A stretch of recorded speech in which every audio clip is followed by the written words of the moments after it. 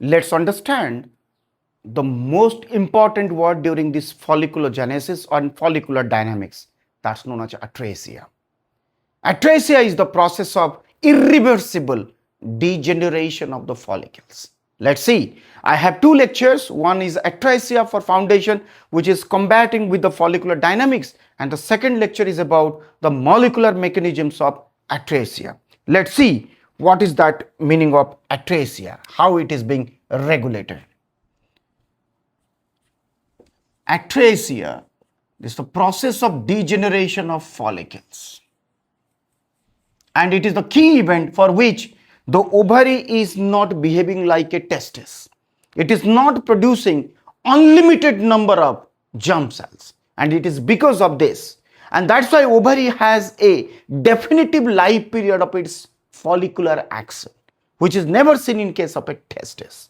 Let's see. Atresia, it is the process of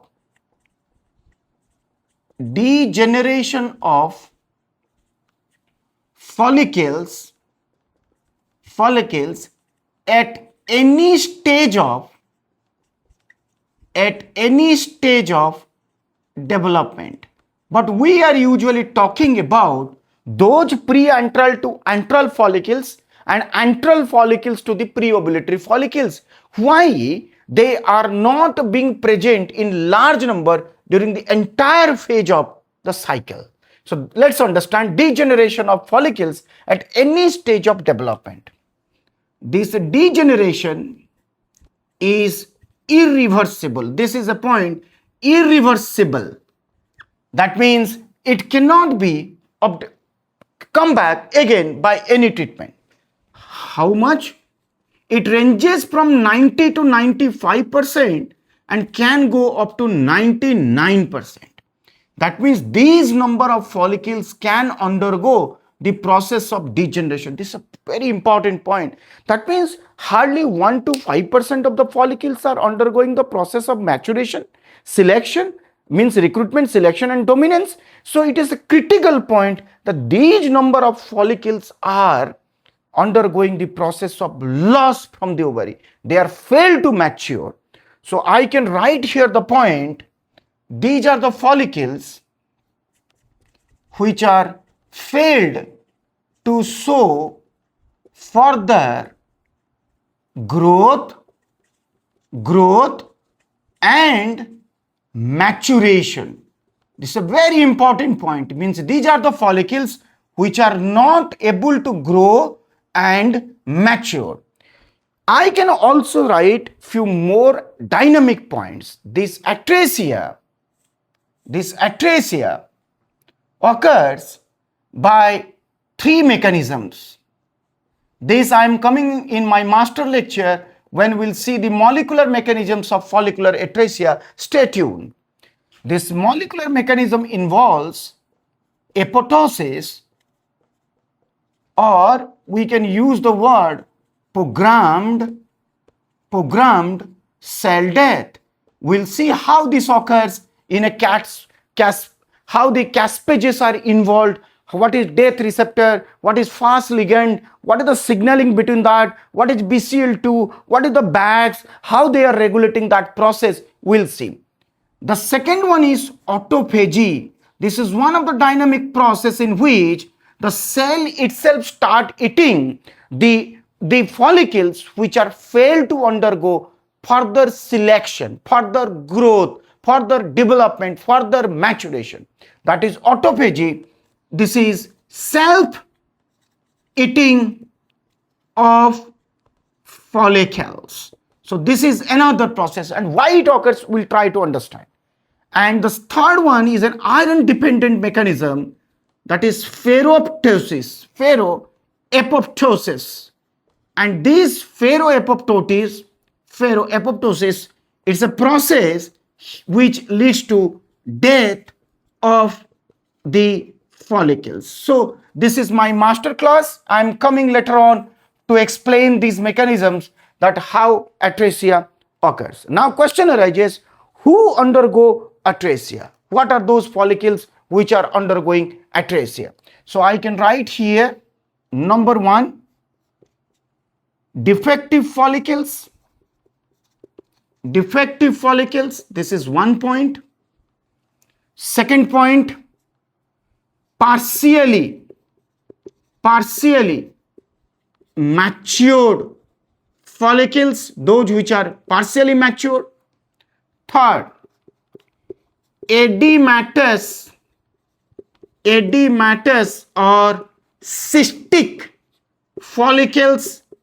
They are immature, but they also undergo this process of atresia.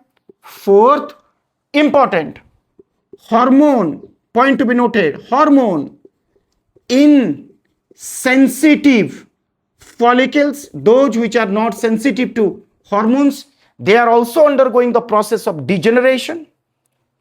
Then the fifth point, this is important, signaling failure, this point is important, failure of Granulosa transition. This point is important. Granulosa transition. As I already said, that theca cells are the cells which show the receptor for LH, and granulosa cells are the cells which show the receptor for FSH. But what happens? The theca cell cannot express the FSH, that's for sure. But the granulosa cells, just after the process of recruitment, they gradually start showing the expression of LH receptors. That makes these recruited the selected follicles to show FSH insensitivity. That means if FSH level is decreasing, because it is decreasing due to that inhibin, there also they will survive, they will grow. And that word is known as signaling failure of granulosa transition, where these granulosa cells start showing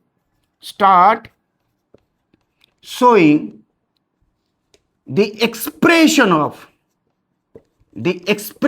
of important to be noted, expression of LH receptors. Very, very important.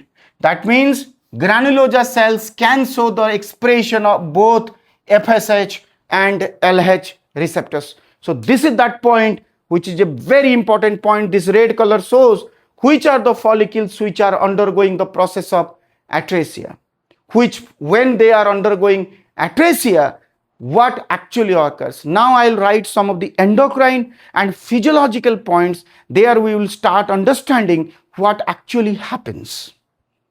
Just mark this. Once the growing pool of follicles,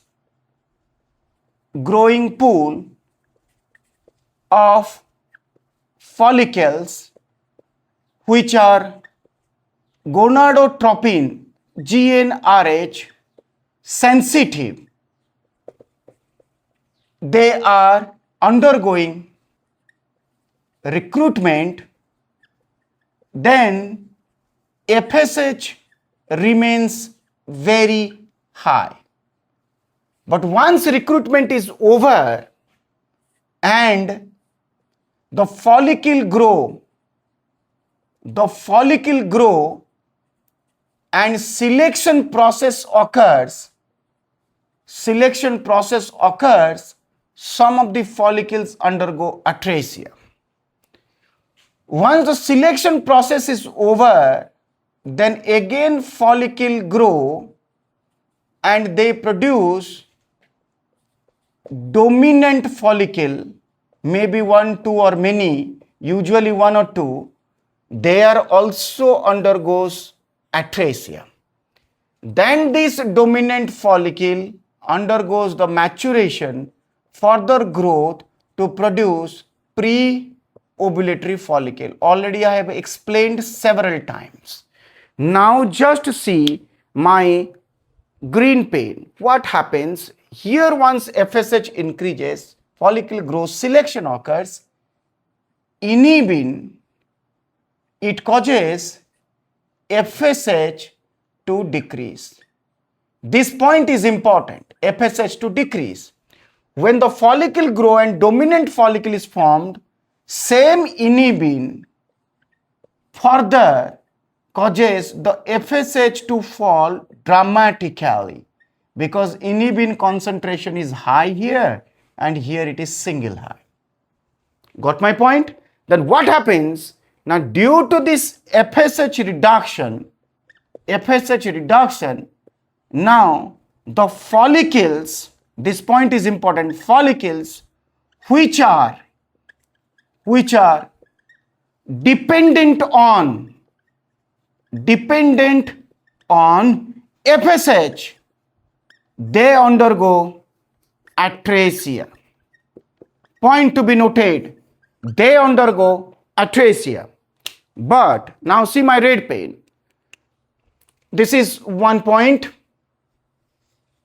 The second point is that when FSH level is low, some of the granulosa cells, point to be noted, granulosa cells, they develop LH receptor, and once they develop LH receptor, they are the follicles which undergo dominance and pre-ovulatory follicle.